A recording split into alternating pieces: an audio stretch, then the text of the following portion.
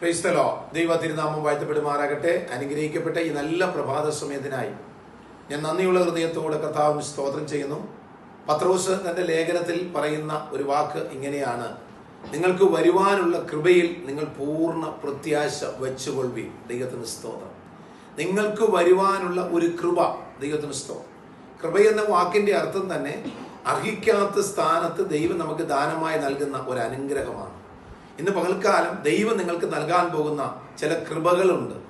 ദൈവം നിങ്ങളെ സംരക്ഷിക്കാൻ പോകുന്ന ചില കൃപകളുണ്ട്.